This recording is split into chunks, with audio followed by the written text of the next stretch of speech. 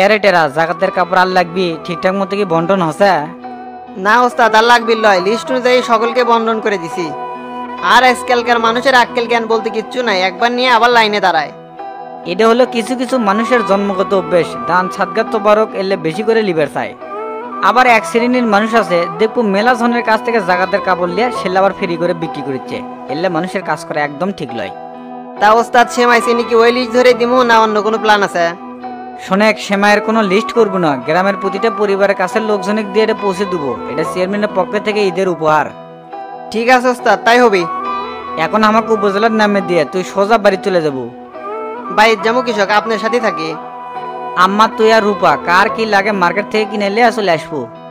ও বুঝলাম, তা আপনি কিছু নেবেন না? না রে, সে বয়স কি আর আছে, তোর সাইজ আর আমার সাইজ তো পুরাই একই, তোরা পছন্দ করে আমার জন্য একটা পাঞ্জাবি আর একটা পায়জামা কিনে নিয়ে আসিস। আচ্ছা কিনমনি। তা ওস্তাদ উপজেলার সামনে তো প্রায় এসেই গেছি। তাহলে আমাকে নামে দিতে তুই যা, রূপার কাছে টাকা পয়সা দিয়ে যাচ্ছি, যা লাগে ওর থেকে খরচ করিস। ঠিক আছে, তা আপনি বাড়ি যাওয়ার সময় কি একলাই দেবেন? হ্যাঁ, যাওয়ার সময় আমি একলাই যাবো, আর তুই যাই রূপাকে না বুঝে করিস যে আমি না ব্যস্ত আছি। আচ্ছা ওস্তাদ, কমনি।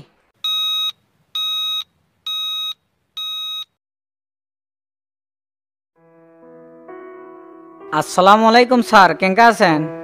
ওয়ালাইকুম আসসালাম। আরে চেয়ারম্যান সাহেব যে, আলহামদুলিল্লাহ ভালো আছি। যাক, অবশেষে আপনার দেখা পাইলাম। তে খারাপ আছেন কে? বসেন। আচ্ছা বসিচ্ছি।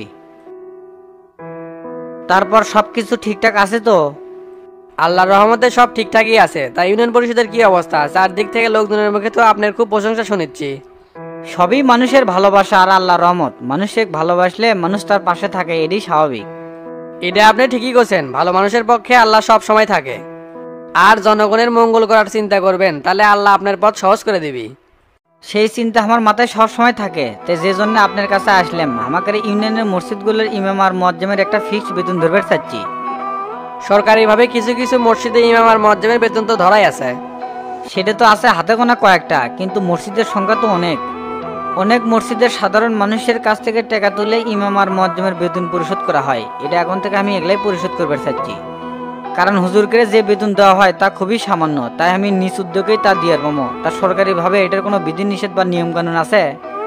আসলে চেয়ারম্যান সাহেব, বর্তমান জনসংখ্যার বৃদ্ধির সাথে সাথে মানুষের বিভিন্ন ধরনের চাহিদাও কিন্তু বেড়ে যাচ্ছে।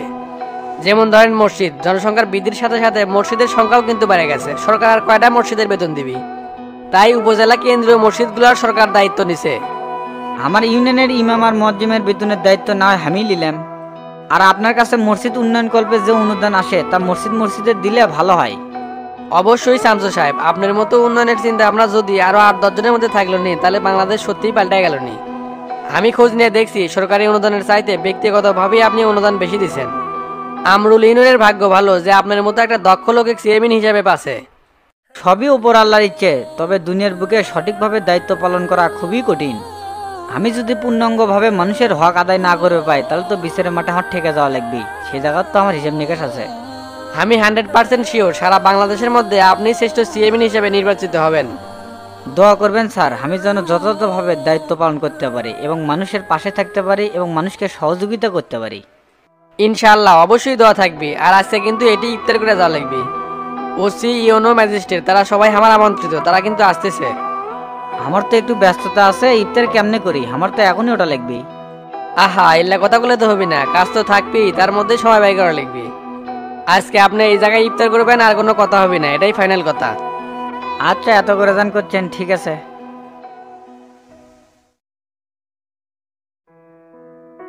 কে মজনু, তোমার বউ যে 2 দিন ধরে আসিচ্ছে না, শরীর খারাপ নাকি? হ্যাঁ মা, এমন এক মেয়ে ছেলে বিয়ে করছি, সারা জীবন খালি অসুখ লেগেই থাকে আর লেগেই থাকে।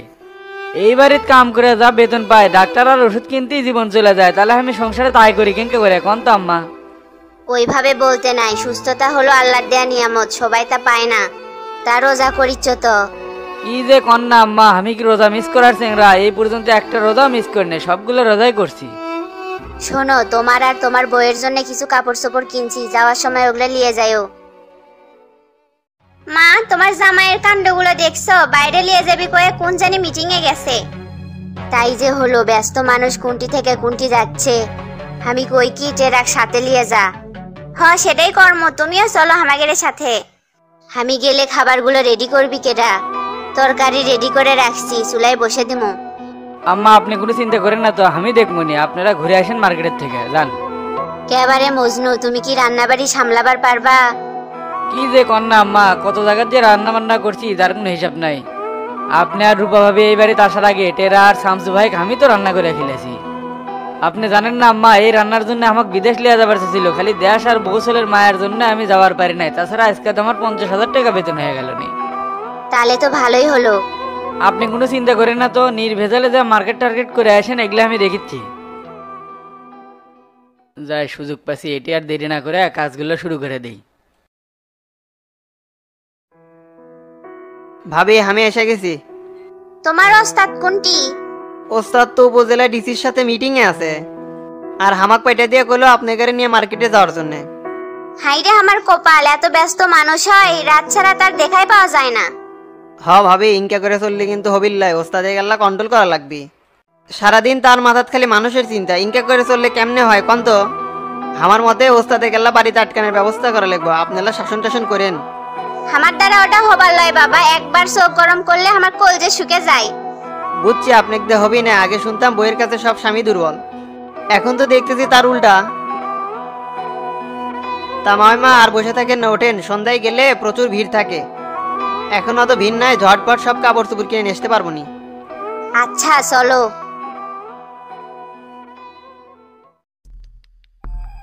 আজকে সুযোগ পাচ্ছি, এই সুযোগ আর হাতছাড়া করা যাবে লয়। যে ভাবি হোক কামটা আজ করাই লাগবে। তো মেম্বারে তালা আর সহ্য হচ্ছে না, কালকে কি একটা দুইটা ফাপড় দিল, এখন কোনটার সাথে বিষ মিশালে কাম হবে সেটাই তো বুঝতে পারছি না। সবার খাবারের তো আর বিষ দেওয়া যাবে না, বুঝে শুনে জিঙ্কে করে হোক কাজ আজকে কমপ্লিট করাই লাগবে। আজকের মতো সুযোগ আর জীবনে পাবো না।